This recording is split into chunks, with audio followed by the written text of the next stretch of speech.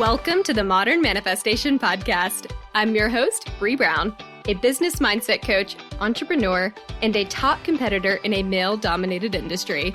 I'm a native Texan, the youngest of all brothers, and a lettuce-hating, wine-loving, curses like a sailor, recovering perfectionist. I've spent over a decade building my commission-based career, and my life's purpose is helping other women achieve the same multi-six-figure success I achieved before I was 25.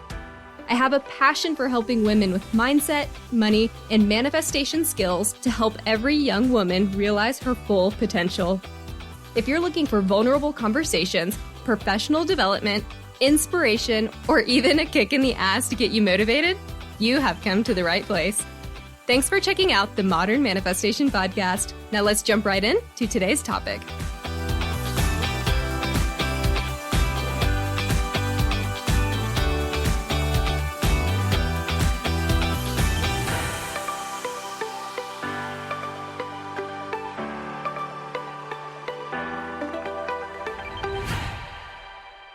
Hello, my friends, and welcome back to the Modern Manifestation Podcast.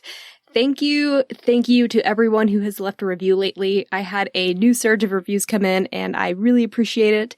And if you feel so inclined to do me a favor, I would love it if you'd leave me one as well. And if you do screenshot it and send me an email with it, I will send you my 7 tips for abundance worksheet. Today, we are jumping into a topic that I am super passionate about, diet culture, and this idea of a hot girl summer. It is currently May in Texas, and let's be real, summer is here with a vengeance. Like today, it was like 85 degrees with 90% humidity. It was just, it was a lot. And I'm already getting inundated with Instagram and Facebook ads that are just like, do this juice cleanse, try this belly fat blaster, 2 weeks to toned arms, get your beach body with these green tea pills. Like, ugh. I'll be honest, these have gotten me before in the past, and I have tried the diet pills, the fad weight loss routines, the intense fitness routines, and normally this time of year, I am in a panicked, frantic mode where I'm just trying to lose weight and tone up for quote-unquote bathing suit season. But this year, guys, I am just, I'm so over it. I'm over it. I am so frustrated with diet culture, and I am so tired of trying to fit my body into the unhealthy ideal that society tells me is sexy. I just can't do it anymore. I can't.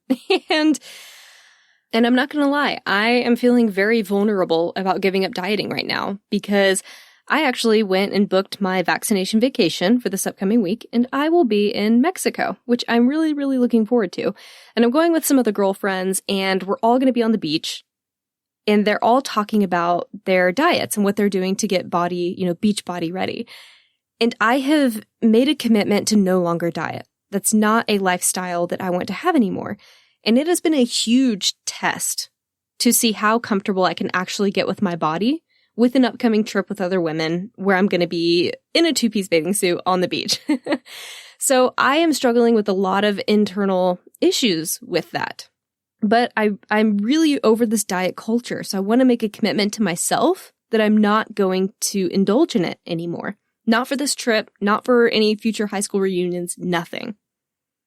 And, I won't pretend like this isn't hard, because this decision to allow my body to do what it wants to do naturally is really hard, because I still have a lot of body dysmorphia issues that I'm working with or working through, and that I have been working through for some time. But it's an ongoing process. And unfortunately, dieting and I go way, way back. We have been friends for a minute. And I think I actually went on my first diet when I was 12 years old. And it was because I was in ballet, and my instructor at the time told me that my hips were too wide for me to ever get a solo with the lift because my legs couldn't fit between the guy's chin and the edge of his shoulders. I couldn't sit there or perch. So I wasn't likely to get any solos that involved lifts. And that was pretty crushing because I was in my formative years and obviously having a lot of hormonal stuff happening. And I was also being told at the time that my legs were just too bulky and I needed to work on lengthening my muscles. And I was already having hormonal issues at that time in my life, which is why I developed muscle so much quicker. But that was still pretty crippling for me as my body's already changing and it's changing outside of my control. And so it put me in a position where I felt like I needed to try to control my body as best I could because it was doing things that I didn't agree with and that I didn't like. I wanted to be slim and naturally slender like some of these other dancers were. And here I was with muscle definition and thick hips and thighs and legs. And even though I was strong and feeling healthy, I was being told that I wasn't enough in some way or that I couldn't do something. I was limited because of my body type. And that this was considered unacceptable for the art that I was passionate about. And it doesn't help either that my mom also struggled with eating disorders, and I'm not going to get into that because it's her story to tell, but she had unhealthy habits that were pretty extreme. And a lot of that stemmed from the fact that she was overweight in high school and really struggled with the bullying from that. And still, I think that still weighs heavily on her. And unfortunately, as a result, there were comments made about my body when I was growing up that extended from her own fears. And they really impacted how I viewed my body.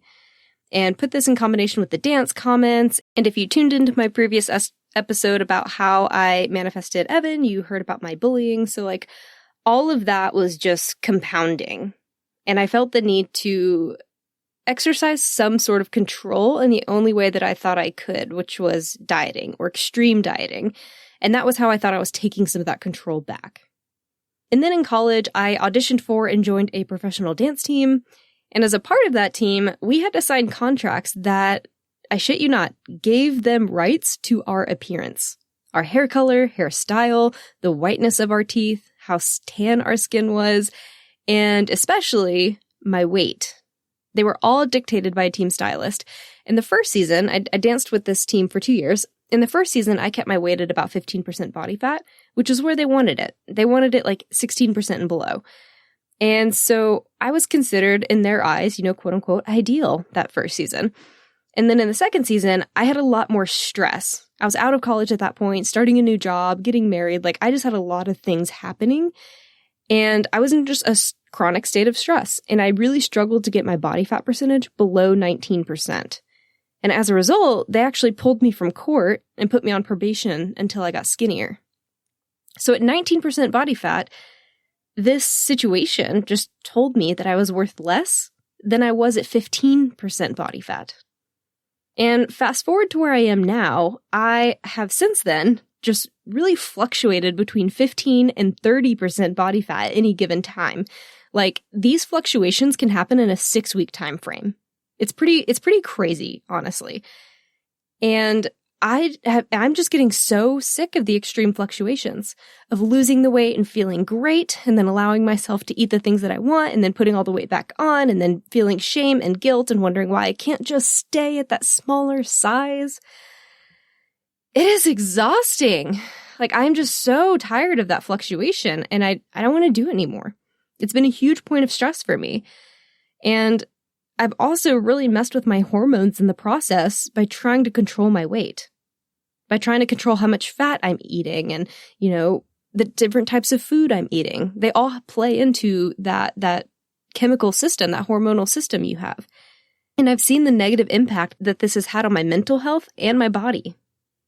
So now, at almost 30, I am trying to relearn how to love my body and allow it to normalize at the weight it wants to be.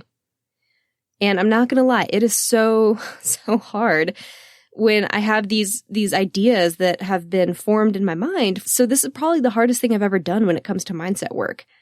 And I have 2 decades of crap to shake off as I work to really actually accept my body at any size. And I mean actually mean it, like actually accepting my body and not just saying it. Like not just saying like, oh yeah, I'm totally fine with my body, self-love. And then having the thoughts internally that's like, no, but I hate it. I wish it weren't so. Like, I want to get away from that. I want to genuinely love my body. And to be honest, I'm not quite there yet. I'm learning to love my body every day and love it a little bit more, but it's a process. And when you have years of this kind of baggage, you have to unravel it and you have to redefine what health looks like and what a sexy looks like. And I had this epiphany a few months back that really helped me with all of this, and it really sparked this need to change, honestly. And that epiphany was that diets for the purpose of weight loss, not for health reasons, I want to be clear, those are two very different things. Diets for the purpose of weight loss play a part in what we're manifesting when we subscribe to them. The very idea of dieting to change your body stems from a scarcity mindset, believing that you don't have enough of something, enough slimness, enough love at your current state, and not enoughness. You can't appreciate and love yourself and dislike your body. You can't have an abundant mindset and dislike your body. You will only diet if you don't like something about your body, if you want to change it. So dieting, and also I like to call the sneaky little cousin obsessive healthy eater, or like the clean eater, also lowers your vibe. This mindset causes stress, guilt, shame, and it causes you to should all over yourself. I shouldn't eat that. I shouldn't skip cardio. I shouldn't have cheated. Now I have to start over. Shouldn't have had that chip. Shouldn't have had a rest day. The diet mindset is an all or nothing scarcity mindset. How many times do we start a diet, cheat, and then immediately think, oh, I'll just start again next Monday? All or nothing scarcity. And don't let your brain trick you into thinking that obsessing over clean eating is not dieting. It's just, honestly, I feel like that's a more spiritual way to get around the diet culture while still dieting. Like, oh, I'm not dieting. I just really watch what I eat because I want to be super healthy and clean and organic conscious. But in the back of your mind, you still have a lot of those underlying issues and a lot of those emotional issues. It's dieting with a prettier or more acceptable name on it in the spiritual world. So be careful of that. I definitely subscribed to that whole, oh, I'm just eating cleanly, I'm not dieting sort of mindset, but like I was restricting myself in some way for something that wasn't health driven. And unfortunately, society rewards dieters. Like it's a very honorable thing to do in a lot of people's minds. Like if you tell someone you're dieting, they will be like, oh, good for you. Or you're so good. Or, oh, I start mine Monday. Or, oh, which one? I just finished one up. Or I just started this other one. They compliment you, which feeds the ego. And then they also make you feel like you're part of the in crowd. Like, oh, we're all dieting together. We're all trying to improve ourselves. But let's stop doing this to each other and to ourselves. Dieting is not like mindset work, right? Like, I want to support other women that are trying to better themselves, absolutely. But I don't think that dieting is a healthy mindset to be in. And I would like us to stop rewarding people that are restricting themselves in this way and having that scarcity mindset, honestly. And here's one thing a doctor told me that just really blew my mind and put a lot of things into perspective for me about this whole health mindset and dieting and etc. And that's the little nugget that a person who is 200 pounds can have healthier blood work than a person who is 120 pounds at the same height, the same gender, etc. Health has absolutely nothing to do with the tag on your pants. It has everything to do with how you feel and your lifestyle. And I want to feel good. I think Wayne Dyer always says that. I want to feel good. I want to stay active, lift weights, go on walks every morning, and eat pasta, drink wine, and have ice cream if I want it. And my body is going to figure out what size it wants to normalize at. But I won't let myself diet again trying to control that process. Diets only cause cyclical weight gain and undue stress over time. You might have immediate results for 6 months, a year, 2 years, 6 years even, but at some point your body will course correct. And that's why long-term dieting is never permanently effective. And it's actually been proven countless times in different studies that diets are not effective for keeping weight off in the long term. So why do we keep doing it? Well, obviously there's like Cosmo and media and all this who are telling us that you will be worthy once you finish up Weight Watchers or once you finish up this Beachbody program or like whatever. But all that shit aside, it's been proven that the only way to keep weight off long term is to develop a healthy mindset around food, exercise, and your body. and accepting your body at whatever size it genetically is predisposed to. And right now, I am healthier at a size 10 than I was when I was a size 4. But my mind loves to play tricks on me. It doesn't want to believe this yet, despite what my blood work says. I know that I am stronger, less stressed, more balanced, and I eat a wider variety of foods in my day-to-day diet. But I no longer have a six-pack. And that doesn't mean that I am worth any less. Even though my ego tries so hard to convince me that that's true. I am healthier and I feel good. I decided to stop dieting in February when I started reading this book called Intuitive Eating. And honestly, this has been my saving grace. So if you're really struggling with dieting, please, please, please, please go read this book. It is so good. It really gives you a new perspective. And if you're concerned about it at all, no, I don't get any sort of kickbacks from any product or book or person I mention ever, at least at the date of this podcast show. Like, I don't get kickbacks at all. So this is a completely honest review. This book has been amazing, and I really wish I started reading it years ago when my therapist first recommended it to me. But I guess it's like the saying goes, you don't really pick something up until you're ready for it, and maybe I'm just now ready for it. But the whole concept of this book centers around the fact that your body knows how to maintain a healthy weight if you learn to listen to it and honor your hunger needs and appreciate the natural shape that you're genetically predisposed to. It's the idea that when you start listening in and tuning into your body, it will give you cues. And women actually do it quite well whenever we're on our periods and you crave chocolate. That's usually because your body's craving magnesium, because you lose a lot of magnesium when you're on your monthly cycle. So that right there is a part of us tuning into the body, but we don't do that consistently. Or we allow ourselves to restrict certain things in an effort to try to lose weight, but then we get into that deprivation mindset, which will have a kickback. So this idea of allowing my body to be its natural shape at whatever I'm genetically supposed to be, it honestly has terrified me. And this has been something I'm really, really working through and trying to do the deep inner work to fix or to address. Because I don't know what my body's genetically supposed to look like. I have no idea. My mom has always struggled with dieting and continues to struggle with dieting, and my grandmother is obese. So I will be the first to find out what my body is going to do. And I'm not sure that I'm going to like the answer, and that's hard. But I know that I do not want to become my mother or my grandmother who both struggle with food. I don't want to be the conscious calorie counter like my mom or the food rebel like my grandma. I just want to be healthy. I don't want to be restricted, and I don't want to have to restrict myself ever again trying to fit into a certain dress size that I think is more worthy.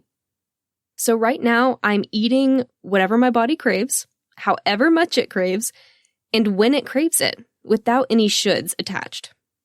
And I'm eating a variety of foods that I actually wasn't doing previously. Like, I'm actually eating more vegetables now because I find that sometimes my body just wants it. It's like if you've ever been on a cruise and you eat crappy for a whole week, and then by the end of the cruise, all you want are salads. That's your body telling you, hey, I've had enough of this. I could use some vegetables. Your body will naturally do that same sort of process every day with every meal if you actually listen to it. And the book Intuitive Eating gives you some great advice about learning to handle emotions separately from food as well. Because I know that's a big driver for comfort food a lot of the time, or it's a big driver for why we might be craving a certain food. So it helps you figure out how to detach those two things from one another. And then it talks all about normalizing all foods so that you no longer crave the comfort junk foods. Because instead, it's just food. There is no junk food. It's all just food. You either eat it or you don't, depending on what your body wants. And to speak to this, I actually had an incredible experience recently where historically my go-to evening snack has always been popcorn and ice cream. Love them. It's a texture thing. I love it. And the other day, I realized that without the emotional attachment and comfort that ice cream used to provide, I realized I didn't actually want ice cream every night. And I've been keeping it in the house to allow myself to indulge in it whenever I want, because that's a part of this book, Intuitive Eating, is like, eating something and always allowing it to be openly available to you. That way you no longer have that like Last Supper ideology, which is what they call it whenever you go and binge on something you think you'll never have again. So I've been keeping it around, and I allow myself to eat it whenever I want without shame or guilt, or the idea of allowing it to become a guilty pleasure. So it's no longer like a reward. It's just food.